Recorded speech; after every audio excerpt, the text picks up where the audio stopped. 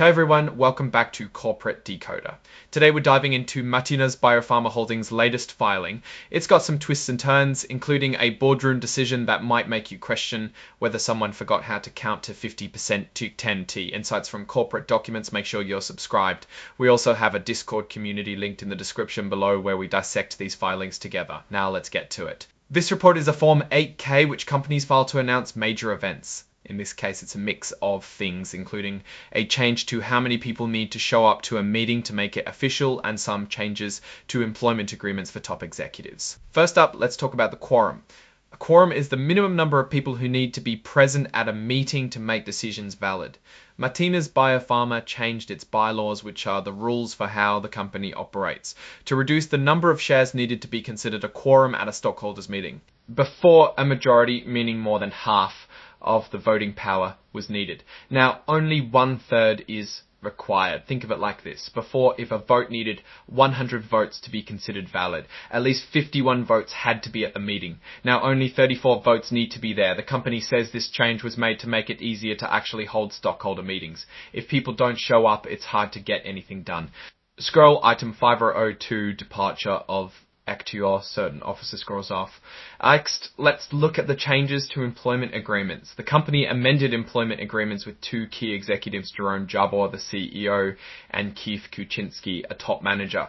The change involves what's called a retention bonus. This is extra money given to executives if the company is sold or changes control by March of 2026.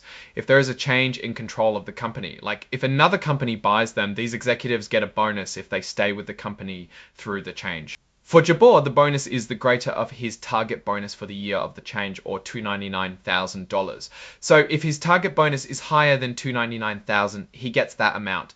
If it's lower, he gets $299,000. He gets that amount. If it's lower, he gets $299,000. For Kuczynski, the same idea applies, but the minimum amount is $166,400. This kind of agreement is meant to make sure key people stick around during a time of uncertainty. Finally, the company announced the date for its next annual meeting, which is June 23rd of 2025, and set May 1st as the date to check which stockholders are eligible to vote. They also set a deadline of May 12th for stockholders to submit any proposals or nominations for directors. This is important for stockholders who want to have a say in how the company is run. Now let's put this all together. Matinas BioPharma is making it easier to hold stockholder meetings by lowering the number of votes needed.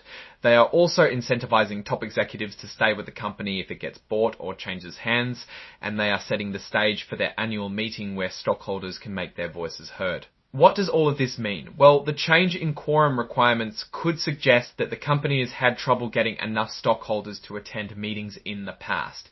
It could also mean that they want to make it easier to pass certain proposals. The retention bonuses for executives suggest that the company might be considering a sale or merger or change in leadership.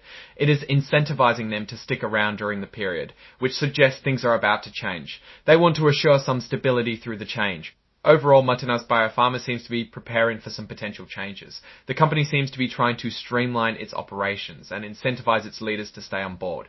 These could be signs of future growth, or they could be signs of a company getting ready to be sold. It is hard to tell. Alright, that's our breakdown of Matinas BioPharma's latest filing. What's your take on these changes and what they might signal for the company's future?